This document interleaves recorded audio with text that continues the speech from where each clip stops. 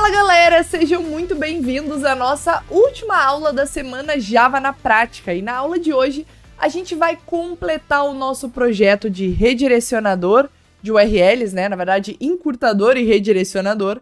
E a gente vai finalizar hoje com chave de ouro, criando aqui a nossa última lambda, que vai ser a responsável por redirecionar o usuário para a URL original. E além disso, a gente vai conhecer mais um serviço da AWS, que é o API Gateway, que vai ser o responsável aqui por ser a porta de entrada dessa nossa aplicação. Então, sem mais enrolações, a gente já pode partir lá para nosso checklist das coisas que a gente vai fazer na aula de hoje, certo? E a primeira etapa aqui é realmente criar a nossa função lá na AWS. Então, a gente já pode abrir o nosso painel aqui da AWS, o nosso console, e abrir aqui o serviço de Lambda, certo? Que está aqui no meu visitado recentemente.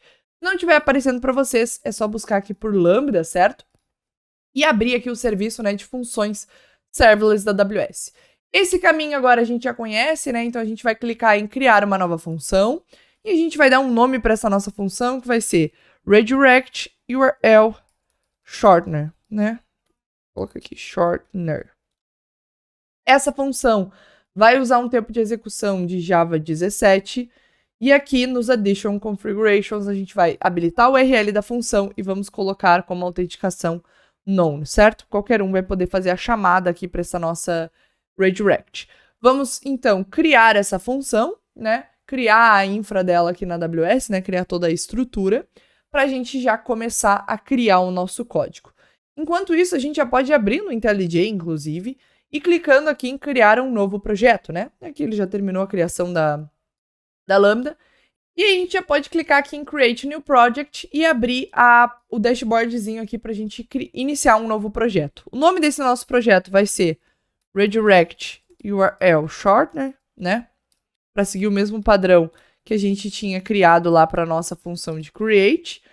A linguagem eu vou deixar como Java, Build System é o Maven, JDK a mesma da aula anterior, né? A mesma que a gente usou para a nossa função de Create. E no Advanced Settings a gente pode deixar o Group ID como com.rocketcity.redirect URL Shortener. E o Artifact ID sendo Redirect URL Shortener. Perfeito. Vamos clicar em Create. E ele já vai criar aqui o projeto pra gente, certo? A estrutura inicial. E a gente já pode começar a fazer as nossas primeiras configurações. A primeira delas, claro, vai ser atualizar o nosso Maven para adicionar as dependências básicas aqui que a gente precisa da AWS. E para isso eu vou usar como base o nosso projeto, certo, da Lambda de criação das URLs encurtadas, que a gente estava trabalhando nas últimas aulas. Então eu vou abrir aqui Recent Projects e vou abrir essa nossa Lambda, né, a nossa Create URL Lambda. E aí eu vou abrir numa nova janela, então New Window, vou pegar aqui a nossa janela, certo, para a gente usar como base para as dependências aqui no Pum.xml. Então, as primeiras dependências, na verdade, aqui que a gente vai adicionar é o Java Core e o Java Log4j, certo? Então, vamos pegar aqui, né, que vem dentro do SDK da AWS e colocar aqui na nossa lista de dependências. A gente vai ter que criar o nosso objeto de dependencies, então vamos abrir ele aqui e colar as nossas dependências, certo? Além disso, eu quero trazer para cá também o nosso Lombok, né, o nosso salvador aqui, que ajuda na geração de código boilerplate, que mesmo que a gente não esteja utilizando muito, né, depois se a gente fosse aumentar o código, criar, adicionar mais funcionalidades, ele ia nos ajudar bastante, certo? Vamos trocar já aqui o compiler version para 17, para a gente não cometer o mesmo erro que a gente teve na outra aula, né? E a gente já pode adicionar também as configurações de build, né, para adicionar o plugin aqui do Maven, para fazer a geração do build junto com as bibliotecas externas que a gente precisa ter no nosso package. Então aqui, ao embaixo do objeto de dependências, a gente cola o nosso objeto de build. E ele já vai, né, ter todas as configurações aqui necessárias para a gente começar a criar o código aqui da nossa Lambda. Então eu vou dar um reload aqui do Maven, ele já identificou que houve mudanças. Pronto, já mudou aqui. Agora a gente pode entrar aqui na nossa classe main e estruturar a nossa função handle request, né, para que ela receba os requests lá da nossa Lambda. Então, esse método, né, vai ser um método público, por enquanto vai retornar void e a gente vai chamar de handle request. Mas a gente pode usar a mesma base do nosso outro método aqui, da nossa outra Lambda, né? E ele tem essa carinha aqui. Na verdade, é só a gente implementar a interface de Request Handler que vem dentro, né, do SDK da AWS. Então, a gente implementa essa interface aqui na nossa classe, certo? Que ele já vai pedir ali, obrigatoriamente, para a gente ter o método, né, configurado certinho, o método handleRequest. Temos que adicionar aqui o map, né, que vem dentro do Java Útil. E aqui o que ele está dando de erro é, né, que a minha classe main, ela não tem o método handleRequest que recebe um contexto, né, implementado. Então, eu vou pedir aqui para ele implementar para mim. Ele já criou aqui a implementação do método, que por enquanto está só retornando null, não tem problema, mas já está aqui com o override, recebendo os parâmetros certinhos. Então, eu posso excluir esse aqui que a gente criou antes, né? E pronto, já temos a estrutura inicial do nosso projeto para a gente começar a escrever nosso código. Então, vamos lá no Notion, vamos dar o OK aqui nessa primeira parte e vamos dar um OK também na configuração do projeto. E agora vamos começar a lidar com a nossa requisição, certo? Extrair os dados e recuperar as informações lá do S3. Então, vamos voltar aqui para o IntelliJ e começar a escrever a lógica da nossa função. A primeira coisa que a gente vai precisar fazer é obter o UUID que identifica essa URL que é curta, né? Essa URL encurtada. Por quê? Vamos voltar aqui para o Notion só para mostrar aquela imagem do desenho para vocês. É o seguinte, né? A nossa função aqui de create shortener URL, ela gera um UUID para nós, que vai, né, identificar aquela nossa URL encurtada, né, unicamente. Aí a gente salva lá no S3, certo? Um arquivo JSON, que o nome desse arquivo é o nosso UUID, né, o UUID gerado, com as informações da URL original e o expiration time. Para a gente conseguir recuperar a informação da URL original, a gente precisa do UUID. Por quê? Porque quando o usuário, né, quando o cliente acessar a nossa aplicação, o que ele vai fazer? Ele vai acessar a aplicação no nosso domínio, barra o UUID que a gente gerou para ele. Essa é a URL encurtada que ele vai estar acessando, né? Então, a gente precisa recuperar essa informação para poder consultar, né, se esse UUID, se essa URL encurtada realmente existe, buscando isso lá no S3. E aonde a gente vai tirar essa informação? Bom, a gente vai tirar essa informação da requisição. Então, o usuário vai fazer uma chamada para, por exemplo, né, https, nossa função lambda, né, aqui o domínio da nossa função.com, barra, e aí o UID aqui, certo? Essa vai ser a URL encurtada que ele vai acessar e que vai acionar a execução dessa nossa função. Então, a gente vai extrair essa informação aqui da URL, certo? Que é um path parm, é um parâmetro de path. Então, a gente vai extrair isso aqui, que está aqui, por enquanto, né, no nosso string object map, né? Que aqui a gente pode até trocar um nome para input para ficar mais claro. Então, a gente vai extrair essa informação aqui do input, que é o que veio ali, tudo da request HTTP que a gente recebeu do usuário, incluindo, né, o path. Então, aqui, eu vou declarar uma nova variável, que vai ser uma string, eu vou chamar de path parameters, né? E basicamente o que a gente vai fazer é o input.get recuperando o valor de raw path, né? Que seria o path cru. E eu vou fazer uma transformação aqui, um cast para string. Então, eu vou pegar agora a minha short URL code, que basicamente vai ser o meu path parameters.replace, certo? Substituindo aqui o barra por vazio. Porque é o seguinte, né? Voltando para aquele exemplo aqui. https, vou botar aqui hello world, né? Que seria qualquer domínio.com, aí o ID. O que a gente vai receber aqui? A gente vai receber o ID, certo? Quando a gente extrair aqui o raw path, ele vai nos retornar tudo isso daqui, ó. O retorno desse raw path, né? A gente pegar aqui o objeto raw path de dentro do nosso input, vai nos trazer essa informação, que está no formato de string.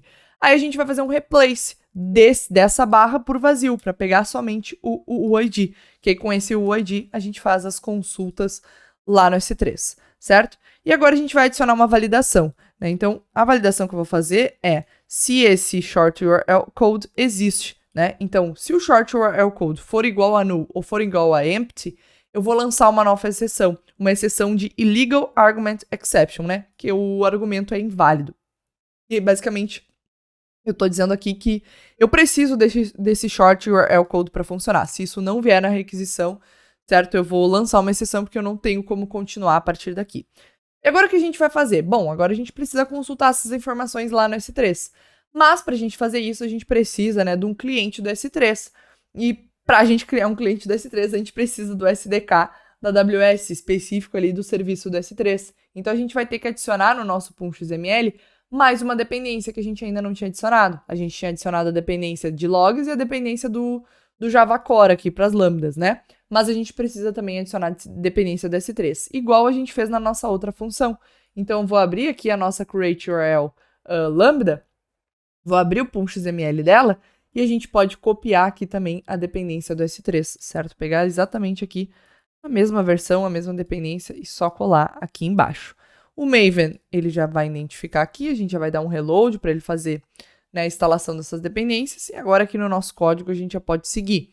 Então, eu vou declarar aqui um novo atributo para essa minha classe, né, que vai ser final, que vai ser o meu S3 client, certo? Vai ser do tipo S3 client, e aqui vai ser o meu S3 client, né, chamando S3 client.builder.build, igual a gente fez na outra lambda. E aqui eu tenho que importar esse S3 client da biblioteca da AWS. Ele não está encontrando aqui, então eu vou tentar importar na mão. Com.software. Realmente ele não pegou aqui, então vamos ver se ele fez a instalação. Vou dar um reload aqui no Maven, vamos ver se ele está aqui, as dependências. Software, Amazon. Parece que tá aqui, tudo certinho. Vamos tentar de novo, né? Vamos ver aqui se ele não tá rateando. Na verdade não é com, né? É direto software.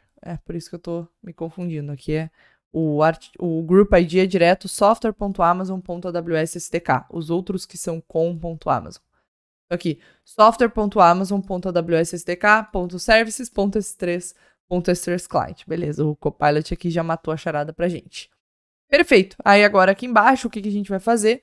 A gente vai pegar esse S3 client para fazer uma requisição de GET lá no nosso bucket. Para isso, a gente precisa montar uma request de GET, né? Então, a gente vai fazer que nem a gente fez na outra função, na createURL lambda. A gente criou uma request de put, né? Um put object request. Agora, a gente vai criar uma get object request. Então, aqui, eu vou criar uma nova variável do tipo get object request. E vem aqui dentro do S3 também. Então, deixa eu importar aqui o meu get object request. Importar aqui o meu model.getObjectRequest. Perfeito. E agora que eu já posso chamar de getObjectRequest, fazendo, né, chamando .builder.bucket, que vai ser o nome do nosso bucket aqui que ele deve usar para consultar, .key, né, qual é a chave, qual é o nome do arquivo que ele deve buscar de lá, e o nome desse arquivo é o meu UUID, mais a extensão .json, né, porque é um arquivo JSON, .build. Só que aqui, o bucket name, ele chutou aqui pra gente, né? Tá bem parecido, na verdade, com o nome real. Mas eu vou salvar isso numa variável, eu acho. Ou a gente pode deixar aqui direto. Acho que lá no outro a gente deixou direto. Deixamos aqui direto, então podemos deixar também. Só um nome aqui que a gente tem que atualizar, porque é URL Shortener Storage Lambda. Galera, antes da gente continuar, a Fê do Futuro tá passando de novo para lembrar uma coisa para vocês. Ao longo de toda essa aula, a gente vai precisar mencionar o bucket que a gente criou na aula passada. E eu preciso que vocês lembrem de usar o nome do bucket exatamente como vocês criaram. Então, lembrando, né, que vocês não puderam utilizar o mesmo nome que eu dei ao meu bucket. A gente tem que criar buckets com nome exclusivo se a gente estiver dentro da mesma partição. Então, é muito importante que ao longo da aula vocês lembrem disso e utilizem exatamente o nomezinho do bucket de vocês. Então, aqui eu criei alguns buckets de teste, né, só para reenfatizar isso, para vocês lembrarem de usar exatamente o nome que vocês deram para o bucket de vocês. Seja URL Shortener Storage, URL Shortener S3 Bucket e um hash, né, aqui eu criei com um hash para dar um exemplo. Seja uma outra variação, seja um nome que vocês colocaram diferente, enfim, lembrem de usar o nome que vocês deram. Se vocês não lembrarem qual o nome que vocês deram, é só vir aqui na AWS, entrar no Amazon S3, né? Entrar aqui dentro do serviço do S3, que vai ter a lista de todos os buckets de vocês, e aí vocês conseguem lembrar certinho o nome do bucket, beleza? Agora bora continuar, certo? Então vou colar aqui o nome correto. Perfeito, montamos o nosso GetObjectRequest. Agora o que a gente vai fazer? a gente vai declarar uma nova variável que vai ser do tipo input string, que vem dentro do Java.io mesmo. Eu vou chamar de S3 object string. Por quê? Quando a gente recupera um arquivo lá do S3, a gente basicamente vai fazer um string, né? A gente vai pegar esse arquivo e vai ir pegando partezinhas dele, pacotinhos, e juntando, né, para formar o objeto final. E depois, quando a gente for ler esse arquivo, a gente vai ter que transformar esse string de pacotinhos num arquivo, né? Porque o que a gente foi recebendo foi vários pacotinhos, né, de informações que compõem um arquivo final. E é por isso que a gente tem que declarar uma variável aqui do tipo input string. E o Copilot aqui, de novo, já foi ligeirinho pra gente. Então, o que a gente vai fazer é, basicamente, S3 client, né? O cliente da S3 que a gente declarou aqui, ponto getObject, passando o object request, né? É o request que a gente quer executar. E ele vai nos retornar aqui um string, né? Um input string que a gente está salvando aqui na nossa variável de object string. Se der algum erro no momento de recuperar esse arquivo lá do S3, ou seja, esse arquivo não existe, ou o nome do bucket está errado, ou algum motivo, né, nesse sentido, ele vai estourar uma exceção. E aí essa exceção, eu vou capturar ela e vou lançar uma nova exceção de runtime, dizendo que deu um erro, né, na hora de recuperar aqui, na hora de recuperar os dados do S3, certo? Então a gente já mapeia aqui uma nova exceção. E agora o que eu vou fazer é criar uma nova variável do tipo URL data, certo? Que vai ser o dado da minha URL. E aí eu vou pegar essa informação de URL data de dentro do meu object string, né? Que basicamente aqui, esse URL data é as informações lá de original URL e expiration time. Da mesma forma que a gente tinha criado aqui para a nossa função de create shortener URL, né? Essa classe aqui, URL data, que contém as informações de original URL e o expiration time. Pera, Fê, como assim? Da onde tu veio essa classe? O que é isso? O que está acontecendo? Lembra, né? Que nessa função aqui, na função que a gente salvou as informações no S3, a gente salvou essas informações no formato de JSON. E esse JSON nada mais é do que um objeto do tipo URL data, né? A gente criou um objeto que tem esse formato aqui, que tem esses dois campos, o campo original URL e expiration time. Agora, quando a gente recuperar esse JSON lá naquela nossa outra função, certo? Na função que a gente criou agora, a gente vai ter que transformar esse JSON num objeto aqui do Java. E esse objeto é o objeto URL data. A gente vai declarar essa classe aqui também. A gente poderia nomear ela com outro nome. Então, por exemplo, a gente poderia nomear como original URL data, sendo o nome da classe. Tudo bem, certo? Isso aqui tá tudo bem. Não precisa ser o mesmo nome que a gente deu aqui nessa outra função. Eu tava usando o mesmo nome só para facilitar, certo? Para ficar claro pra gente que é o mesmo valor, que lá numa ponta a gente salvou e nessa outra ponta a gente está recuperando, certo? Então a gente pode inclusive copiar essa classe aqui, URL data, e voltar aqui para o nosso projeto, né? E criar uma nova classe aqui ao lado da nossa classe main. Vou chamar de URL data e colar aqui as informações dessa classe, né? Que basicamente ela tem esses dois campos, original URL e expiration time, e aqui usando algumas anotações do Lombok, como os getters, os setters e o allargs constructor. Beleza? Agora, a gente vai ter que transformar esse string num objeto desse tipo aqui. Como é que a gente vai fazer isso? A gente vai ter que usar o object mapper, da mesma forma que a gente usou na outra função, certo? Então aqui o Copilot, de novo, já completou pra gente. A gente vai usar o object mapper para ler o valor que tem aqui nesse string, certo? Ler esse JSON e então transformar esse JSON numa classe Java, que é essa classe URL data. E a gente vai usar o object mapper para isso, né? A gente está basicamente aqui fazendo a deserialização desses dados. Então a gente vai ter que adicionar de novo aqui a dependência do Jackson Core, né? A dependência aqui de data binding do Jackson Core. Então, vindo aqui para o .xml da nossa função, de novo, eu estou copiando as mesmas dependências que a gente tinha criado para a nossa outra função. Estou colocando aqui na função agora de redirect, certo? E acaba ficando as mesmas dependências, né? Exatamente as mesmas. Nem uma mais, nem uma mesma. Nenhuma a mais, nenhuma a menos. A gente está com exatamente as mesmas dependências aqui. E agora, lá em cima na nossa classe, a gente já consegue mapear essa nova dependência. Como é que a gente vai fazer? Da mesma forma que a gente fez antes. Então, private final vai ser um objeto do tipo object mapper, certo? Que vem dentro de Jackson Core, a gente já vai importar. Eu vou dar o nome de object mapper também e eu vou fazer basicamente um new object mapper, instanciando, né, uma nova instância dessa classe Object Mapper. Isso aqui vem de dentro, né, da biblioteca do Jackson Core. Então, import aqui de com.fasterxml.jackson.databinding.objectmapper, certo? E ele já consegue fazer o import aqui e para de dar erro pra gente. Beleza, então aqui vou transformar, certo, aquele JSON num objeto do tipo URL data. E agora o que a gente vai fazer? Bom, a gente vai verificar se a URL ela ainda está válida, né? Então, se o expiration time não foi atingido, e se ele não tiver sido atingido, quer dizer que ela está válida, então a gente pode fazer o redirect. Então, aqui eu vou criar uma nova variável, né, do tipo long, que vai ser o tempo atual em segundos. E aqui, então, a gente está transformando em segundos, porque lá na outra aula, né, quando a gente salvou a informação do expiration time, a gente salvou essa informação em segundos, né? A gente só fez o parse ali do que a gente recebeu na requisição e salvou em segundos essa informação. Então, por isso que aqui, quando a gente pega o current time, que a gente está pegando em milissegundos, a gente está transformando com segundos para conseguir fazer a comparação correta aqui, né? Se a gente pegar, por exemplo, o current time em milissegundos e o tempo salvo lá, né, na informação original em segundos, a gente não vai conseguir fazer uma comparação certa, né? A gente vai estar comparando milissegundos com segundos.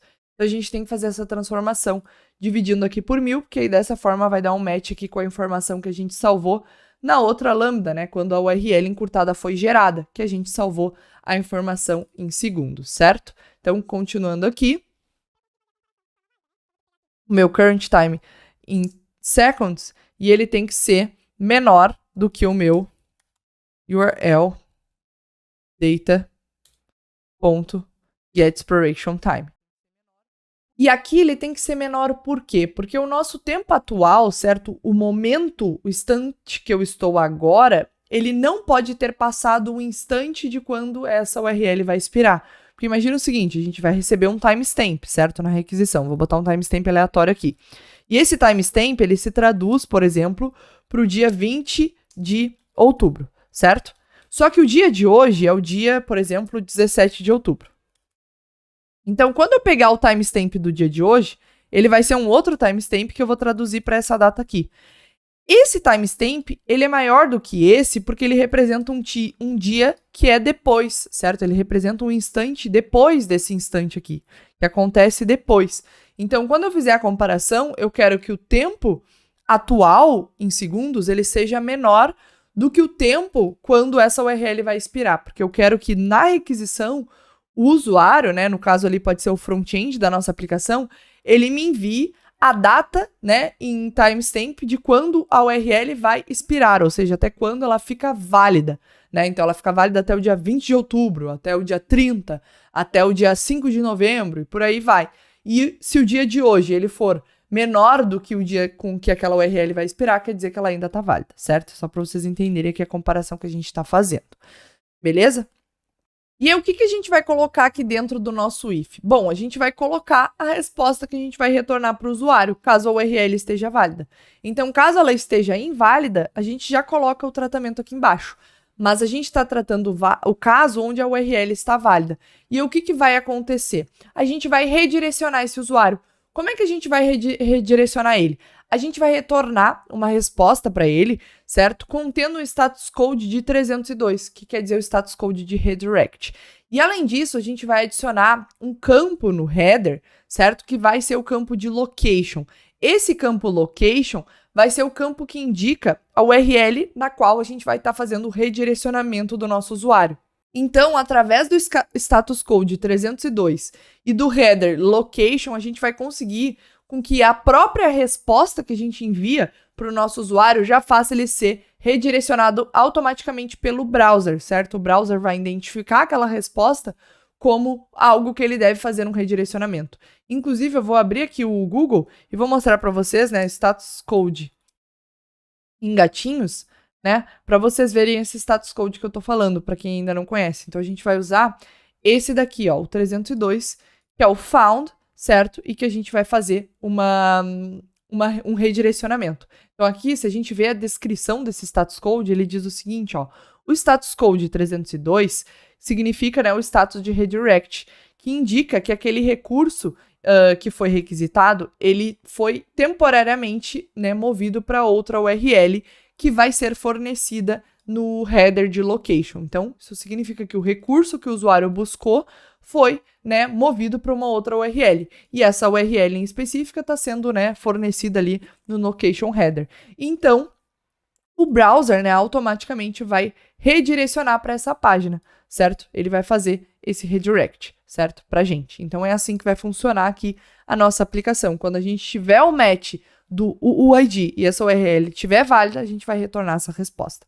Então, aqui, a gente vai criar um novo objeto, que vai ser do tipo map, né? Que vai ser aqui um map de string para objeto. Né? A gente vai retornar aqui um mapping contendo chaves que são string e valores que são objetos. Aqui eu vou chamar de response e eu vou fazer um new hash map. Da mesma forma que a gente fez na nossa outra função. E aí, eu vou pegar esse meu response e vou primeiro colocar nele, né, um campo que vai ser o nosso status code. Status code. E o status code que a gente vai passar aqui é o 302, certo? Status code 302. Além disso, a gente quer criar um novo objeto do tipo headers, que a gente vai colocar dentro desse nosso response. Então aqui eu vou criar um novo map, que agora vai ser de string para string, né? Vai ser um objeto nesse formato aqui, contendo valores no tipo string e contendo chaves no tipo string e valores no tipo string, que basicamente vai ser o nosso location e aqui a URL original, certo? Vai ser o formato desses nossos headers. Por isso que a gente está criando agora um map de string para string. Esse nosso outro map que representa a nossa response, basicamente a gente está dizendo que tem chaves do tipo string, né? Chaves do tipo string, só que valores, né, do tipo objeto. E aqui no caso vai ser, né, o nosso header aqui. Beleza? Então aqui nós criamos uma nova variável que eu vou chamar de headers e eu vou fazer um new hashmap. Eu vou fazer headers.put location, passando aqui o url data.get original URL e vou fazer aqui também headers.put, não, acho que é só esse header aqui mesmo que a gente quer passar. Eu vou fazer então response.put headers, né, incluindo aqui os headers na response, e então fazendo um return response. Esse aqui é o nosso caso feliz. Qual que é o nosso caso de erro, certo? Qual que é o nosso caso aqui? Qual que é o tratamento que a gente vai adicionar aqui caso a URL esteja expirada? Bom, a gente vai adicionar uma resposta parecida com essa, só que ao invés de retornar aqui um header location, a gente vai colocar outra informação, certo? A gente vai colocar uma informação no body dizendo que aquela URL está expirada e vamos trocar o status code. Só que antes, para ele parar de dar erro aqui pra gente, a gente precisa trocar aqui o return type do nosso método handleRequest. Não vai ser mais string para string, vai ser string e objeto, certo? A gente vai retornar um map contendo chaves strings, valores objetos. Aí ele para de dar erro. Então aqui embaixo a gente vai montar, né, o caso default, que é quando essa URL está expirada ou ela não foi encontrada, enfim. E o que a gente vai fazer é basicamente criar um objeto nesse estilo aqui também, né? Só que aqui pode ser, perfeito, assim, um response, e aqui o status code vai ser 410, né? E a gente vai colocar aqui um body também nessa resposta. Então, eu vou fazer um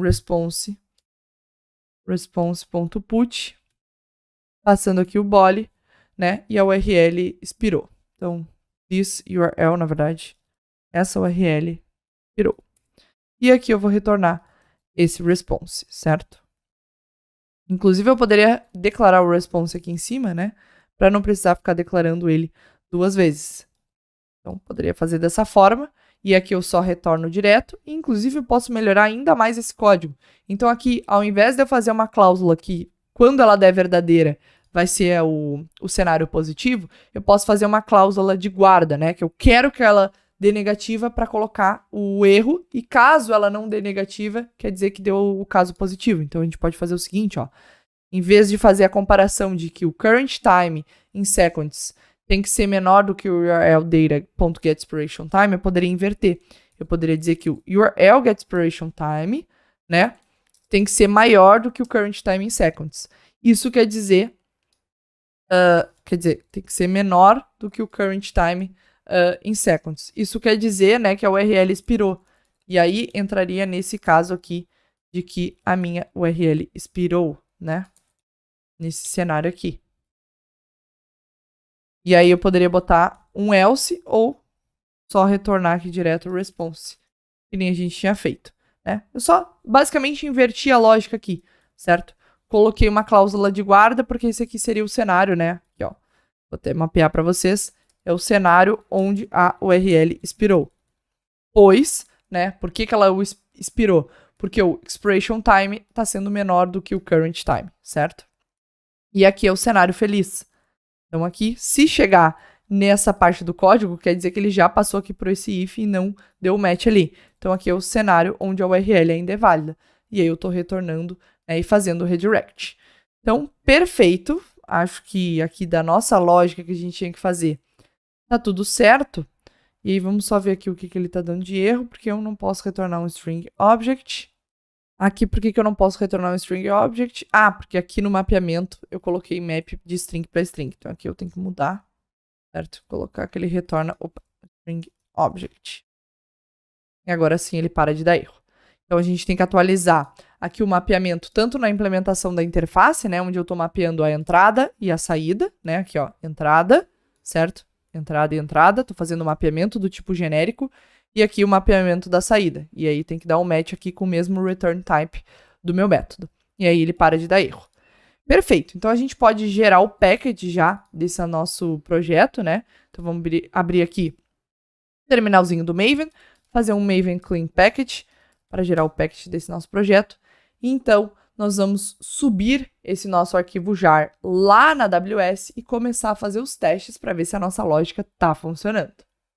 Então, eu vou voltar lá para o nosso dashboard da AWS, certo? Aqui dentro da nossa função lambda que a gente acabou de criar. E a gente vai fazer aqui o upload do nosso arquivo jar, certo? Do build aqui da nossa aplicação que a gente acabou de gerar. Vamos esperar aqui ele subir e atualizar a função. E aí, né, assim que ele fizer a atualização, a gente precisa mudar mais uma configuração aqui na nossa função antes de começar a testar ela e depois discutir sobre o API Gateway, certo? Que é aqui a atualização das permissões da nossa função. Mas vamos esperar que ela terminar de subir o código para a gente mexer nisso. Então pronto, ele já está atualizando aqui a função, certo? E a gente pode entrar aqui nessa aba de configuração para acessar a role dessa nossa função. E como vocês podem ver, ó, ele gerou uma role nova para ela, que é essa role redirect URL shortener role, certo? A gente vai abrir essa role aqui numa outra aba, né? Eu cliquei aqui no Ctrl e cliquei no link, né? Porque isso aqui é um link, para a gente anexar uma política também nessa função que permita, né, que ela abra lá o bucket e faça o get dos objects. Inclusive, a gente pode voltar aqui para a aba das lambdas e abrir aqui as nossas funções, pegar a generate shortener URL, pegar a role dela também, abrir aqui numa outra página, para a gente usar como base, certo? A gente vai vir aqui, vamos adicionar permissões e vamos criar uma política em linha para essa função aqui, certo? O serviço vai ser o S3, perfeito.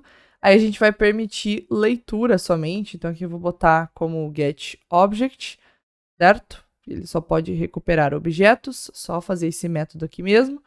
E aí eu vou colocar aqui que os recursos, né? Vamos definir aqui os recursos, pode ser qualquer object name no bucket ali específico, que é o bucket aqui, deixa eu recuperar o nome do bucket também, certinho, para a gente não errar, é o URL shortener storage lambda. Então a gente volta aqui, né, na criação da política, cola o nome do bucket e ele já faz o mapeamento aqui da ARN do recurso. Nós vamos adicionar essa ARN. Perfeito. E a gente pode, inclusive, adicionar aqui. Não, acho que tá tudo certo. Vamos pro próximo. Ah, deixa eu voltar. Esqueci de uma coisa, na verdade. Aqui no JSON, no Resources, a gente pode fazer a mesma coisa que a gente fez na política da nossa outra lambda. Colocar um array e permitir para ele o acesso ao bucket e o acesso a todos os objetos do bucket, para evitar qualquer problema aqui. Então, podemos copiar o resource aqui e colar no JSON. Então, eu troquei daqui do visual para a visão de JSON, né? Para a gente conseguir editar a política em formato de JSON.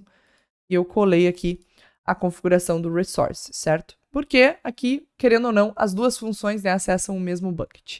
É basicamente a mesma permissão aqui que eu estou dando para as duas. Só que separado, porque caso uma tenha que fazer uma coisa e a outra não tenha permissão, né, elas não ficam dependentes. Elas são totalmente independentes aqui nas suas permissões e caso precise atualizar, atualiza de uma ou de outra, né, dependendo ali das funcionalidades de cada uma das funções. No nosso caso, elas, por enquanto, têm a mesma permissão, mas caso o projeto evoluísse, pode ser que uma poderia ter a permissão para fazer uma coisa, enquanto a outra continuaria com essa permissão inicial aqui que a gente criou, certo? Essa permissão mais básica.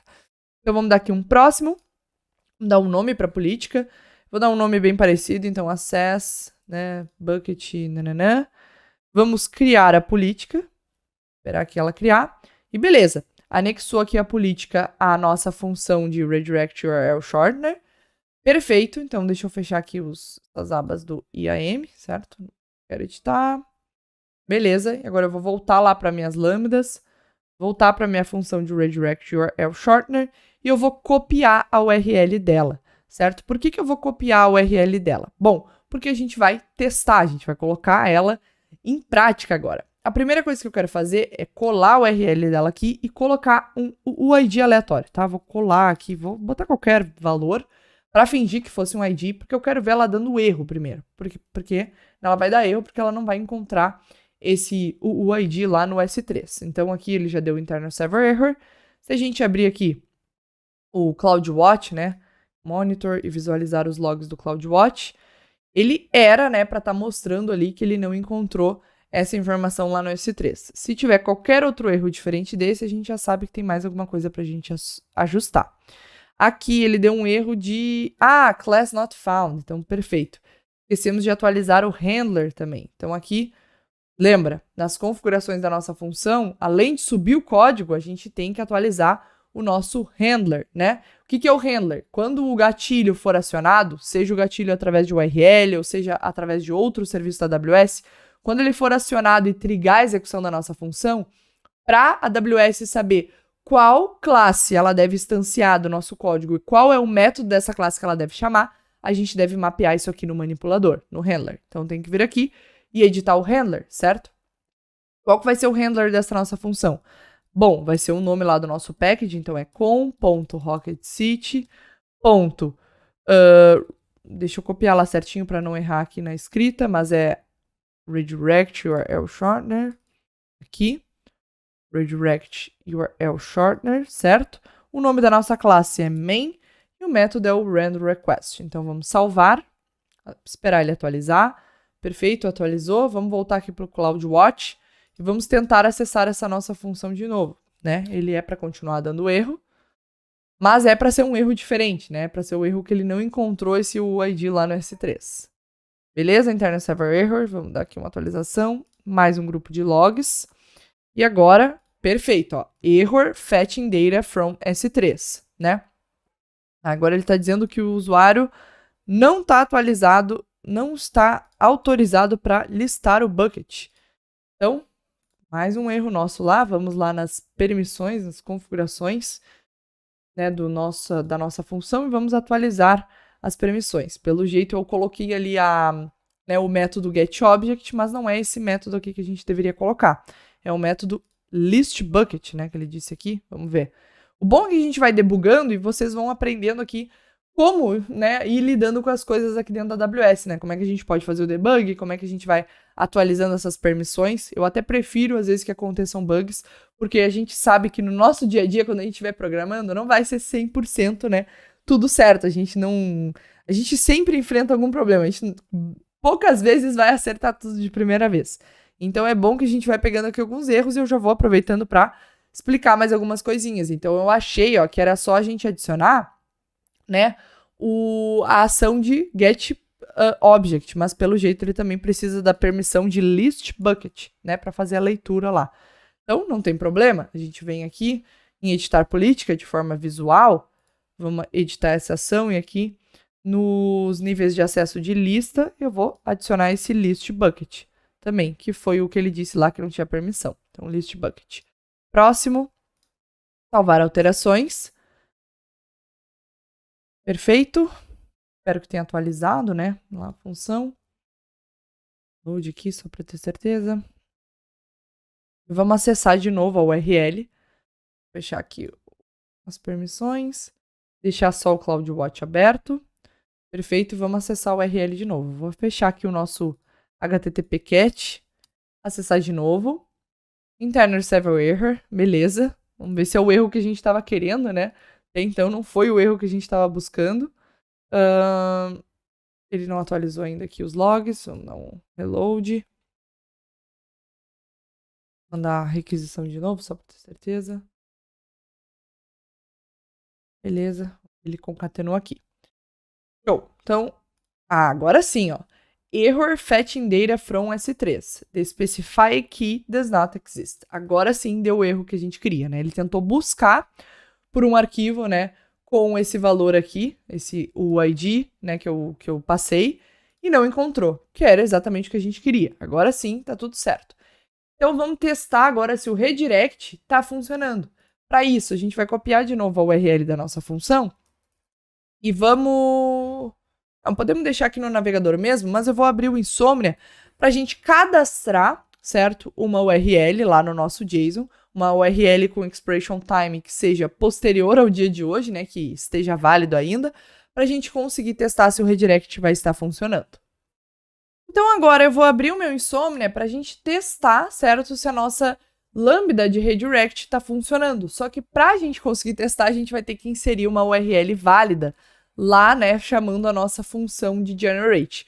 Então aqui eu vou trocar o original URL para ser o meu próprio site. Então eu vou botar aqui fernandakeeper.com/links, certo? E aqui o expiration time eu vou trocar para o timestamp de agora. Onde eu vou pegar esse timestamp? Eu vou procurar aqui pelo app converter, certo? Que converte aqui uma época para timestamp e eu vou escolher o dia de amanhã. Então, deixa eu escolher aqui. Não, escolher aqui direto, né? O dia, sei lá. Aqui. O dia 20 de outubro, certo? Gerar o timestamp, né? O timestamp aqui em segundos, novamente, né? A gente tem que tomar muito cuidado para não enviar em milissegundos. A gente está tudo tratando em segundos lá no nosso back-end, então cuidado com isso aqui, porque pode dar erro, né? Vamos pegar o timestamp em segundos, colar aqui o timestamp, e aí a gente vai cadastrar ele lá no nosso S3. Então, vou clicar aqui em enviar, certo? Para enviar a requisição lá para a nossa lambda de geração de URL encurtada. Ela vai nos retornar um código e agora a gente vai pegar esse código e vai usar ele para fazer a consulta aqui na nossa lambda de redirect, certo? E era para dar tudo certo. Então, vamos acessar aqui e vamos ver o que vai acontecer, né? Esperando aqui ele retornar. Não retornou erro, que já é algo positivo. Agora deu internal server error. Vamos ver o que rolou. Então, aqui vamos abrir os nossos logs. Tá aberto aqui. Vamos ver o que aconteceu. Ele disse, né, que não conseguiu deserializar a informação que foi salva lá no nosso S3. Vamos dar uma olhada no formato com que o objeto foi salvo lá dentro. Então, vamos abrir aqui o S3 e vamos abrir o nosso bucket de URL shortener lambda. Perfeito, e vamos buscar aqui pelo UID que a gente acabou de salvar. Vou pegar aqui a informação, vou fazer o download, né? E vou abrir aqui esse TXT. Então, vou abrir aqui. Perfeito. Original URL e expiration time. Beleza. Já sei o que pode ter rolado. Aqui, ó, quando ele tentou... Vamos ver o nosso URL data. Não, tá como long. Aqui é a nossa redirect. Beleza. Parece tudo certo. Deixa eu ver de novo aqui o erro, né? Erro ao deserializar a construção. No creators like default. Tá. Foi porque a gente esqueceu aqui, ó, de colocar um no args constructor na nossa classe. Então, ela tem que ter um no args constructor. Para quando ele for fazer a deserialização, né, ele conseguir inserir, ele criar um novo objeto e depois inserir cada dado, né, um de cada vez. Então, assim já deve resolver o nosso problema. Vamos fazer aqui um update do nosso package, né? É só adicionar um noArgs constructor aqui na nossa classe URL data. Vamos voltar aqui para a função lambda. Deixa eu abrir aqui, ó. Lambda. E vamos atualizar o nosso código. Mas já é um bom sinal, né? Já quer dizer que ele conseguiu encontrar o arquivo lá do S3. Então, eu já vejo, né, como um avanço. Vamos pegar aqui o nosso jar. Pegando aqui o errado. Beleza? Vamos enviar ele. Pronto, ele está atualizando já aqui a função, né? Atualizando o nosso código. Vamos esperar ele terminar para a gente conseguir testar novamente. Então, pronto, ele atualizou aqui. Beleza, vamos tentar acessar de novo. Vamos dar um novo request aqui, enviar uma nova requisição. Vamos ver o que vai acontecer. Pronto, ó. Agora sim, ele redirecionou para a URL original, certo? Então, de novo, vamos ver a mágica acontecendo. É sempre bom ver quando dá certo. Então, colar aqui a nossa URL, certo? E acessar através do UID. E aí ele já redireciona aqui para a URL original. Então, perfeito. A nossa lógica está funcionando e agora falta bem pouquinho para a gente terminar a nossa aplicação. Então, recebemos a requisição, extraímos o UID, acessamos o S3, validamos o expiration date e redirecionamos para a URL original. Testamos a nossa função e agora, para finalizar com chave de ouro, a gente vai criar um API Gateway que vai concentrar as nossas requisições. Porque uma coisa que vocês devem ter percebido é que, para a gente fazer a geração de uma URL encurtada, a gente teve que chamar um domínio, né, específico, que era o domínio lá da nossa lambda de generate. Só que para acessar a URL encurtada, a gente teve que acessar outro domínio, né? Esse domínio aqui, tivemos que fazer a requisição para ele. Então, a nossa aplicação ela não está concentrada num lugar só. E o que a gente vai fazer é utilizar o API Gateway para ser uma porta de entrada da nossa aplicação. Então, o API Gateway vai receber as nossas requisições, tudo em um mesmo domínio, e então vai repassar essas requisições aqui para as nossas funções Lambda, certo? Então, vamos ver a mágica acontecer. Então, vamos voltar lá para o nosso dashboard da AWS e vamos criar o nosso API Gateway, certo? E eu já vou explicar aqui, para quem ainda não conhece, como é que funciona esse serviço. Então, o API Gateway da AWS, ele é como se fosse uma interface, certo? Para que a aplicação do cliente, ou seja, o front-end, quando ele acione a nossa API, certo? Ele se comunique aqui com os nossos serviços do back-end de uma forma mais segura e eficiente. Então, aqui, o nosso API Gateway, no nosso caso, ele vai servir como um porteiro, né? Ele vai concentrar ali todas as requisições do cliente e vai encaminhar essas requisições para o nosso back-end, né? Então, aqui, ó, de novo, ele vai servir como um porteiro. Recebe as requisições do front, né? Do cliente, pode ser o front, pode ser o Insomnia, enfim. E aí ele vai encaminhar essas requisições aqui para a lambda específica que tem que tratar dessa requisição. Mas ele não funciona só com lambdas, né? A gente pode atrelar API Gateways a outros serviços da AWS, como, por exemplo, servidores EC2, inclusive banco de dados, né? Containers, usando o ECS, por exemplo. Então, a gente consegue criar esse porteiro aqui para concentrar nossas requisições e, então, depois destinar elas, né, para os nossos serviços corretos aqui do back-end. E como a gente está trabalhando numa função serverless, né, numa arquitetura serverless, a gente está criando uma arquitetura que é totalmente independente. A gente tem as duas funções ali que não se conhecem, que estão rodando em locais diferentes. E a gente está usando aqui o API Gateway para concentrar elas num único domínio, né? E aí a gente vai ter endpoints diferentes ali para acionar cada uma delas, mas na visão de fora é como se fosse uma única coisa, certo? É como se fosse uma única aplicação. Então, agora a gente vai, aqui dentro do API Gateway, a gente vai clicar aqui em API HTTP, certo? É uma API REST que a gente vai criar. E aí, essa opção aqui que a gente vai escolher. Então, a gente vai compilar uma nova API, certo? Uma API aqui do estilo HTTP, e o nome dela vai ser URL Shortener API, certo? Vai ser a nossa API aqui de encurtamento de URLs. Vamos avançar. Por enquanto, eu vou deixar aqui vazio as rotas, certo? Então, vamos avançar aqui. Os estágios, vamos deixar os defaults também. E vamos clicar em criar, certo? Vamos criar aqui a nossa API. E agora vocês vão ver que a configuração aqui das rotas na nossa API vai ser super simples. Então, a gente vai vir aqui, ó, a gente já está com a API criada, certo? Vamos criar uma nova rota. Essa rota vai ser do tipo post e vai ser para /create, certo? Nós vamos criar aqui.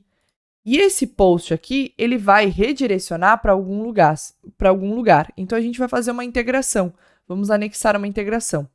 Vamos aqui criar e anexar uma integração, e vai ser uma integração com uma função lambda. Que função lambda vai ser essa? Vai ser a nossa função generate shortener URL. E aí aqui a gente vai, né, automaticamente conceder permissão ao API Gateway para invocar a função lambda, né? Então aqui, ó, ele já está especificando, ó, quando você criar isso, você já vai estar concedendo essa permissão de API na política de recursos dessa função lambda, certo? Então é aquilo que eu falei para vocês. Nenhum serviço da AWS, nenhum recurso nosso pode acessar outro serviço se ele não ganhar essa permissão explicitamente. Então aqui a gente já está dizendo que quando a gente está fazendo essa integração, a gente já está explicitamente anexando essa permissão, certo? Essa permissão para que o API Gateway invoque, né, seja o gatilho que acione a nossa função lambda. Então vamos criar aqui, certo? Essa integração. E beleza, criamos aqui. Perfeito. Agora o que a gente vai fazer é implantar. Então eu vou vir aqui e vou clicar em implantar. A implantação vai ser aqui implantação default. Vamos, não está deixando eu selecionar. Deixa eu criar um novo estágio aqui. E aí eu vou chamar de produção, certo? Vamos criar esse estágio. E eu vou, né, implantar aqui em produção. Implantar. Beleza. Eu posso ter mais de um estágio, mas no caso, o meu estágio default, ele já estava fazendo o deploy automático, certo? Então aqui, teoricamente, ele já implantou. E agora, como é que a gente pega a URL aqui dessa nossa API? Bom, a gente pode vir aqui, ó, aqui na lateral mesmo, ele já vai estar mostrando a nossa API, e o nome dela e o ID dela. Quando a gente abrir, a gente já vai ver aqui o endpoint padrão dela. E a gente vai estar encontrando os dois estágios que a gente criou. Então, olha só que legal. Eu tenho o estágio default, né, que veio por padrão, que é o estágio que o deploy é automático, certo? Então, o deploy está habilitado de forma automática, ó, a implantação automática nesse estágio aqui. Qualquer modificação que eu faço nas rotas já implica numa implantação automática naquele estágio, certo? E ele é acessível por essa rota. Só que eu criei um outro estágio, que é esse estágio produção. E aí ele anexou esse endpoint aqui de /produção, certo? Na minha URL. E esse estágio aqui, ele não tem implantação automática, então ele só vai implantar quando eu clicar naquele botão lá, implantar, certo? Quando eu vier aqui nas minhas rotas e clicar em implantar e escolher qual o estágio, né, que eu quero fazer o deploy. No nosso caso, a gente vai continuar usando o default, mas eu quis criar isso aqui para mostrar para vocês que a gente pode criar, né, diferentes estágios para, por exemplo, criar um de staging, um de desenvolvimento, um de homologação, para caso a gente quisesse, né, testar a nossa aplicação ali com diferentes rotas antes de implantar ela geral, né? Então a gente poderia, inclusive, desabilitar a implantação automática para o nosso domínio aqui padrão e habilitar a implantação automática só para o ambiente de testes, por exemplo. E aí no ambiente de testes, tudo que for alterado já faz deploy, que aí já pode testar. Enfim, eu estou só mostrando essa possibilidade para vocês, tá? Mas o que importa aqui para a gente é que a gente vai pegar essa URL, certo? A URL aqui da nossa API. Quando eu acesso ela, ela dá um not found, porque essa rota não existe. Mas a gente vai tentar acessar agora a rota de create, certo? Então eu vou abrir lá o Insomnia e agora eu vou disparar essa requisição, ao invés para a URL aqui da minha Lambda, eu vou disparar para a URL aqui da nossa API, no endpoint de /create, certo? E aqui fazendo um método do tipo post. Vou enviar essa requisição, vamos esperar ela retornar.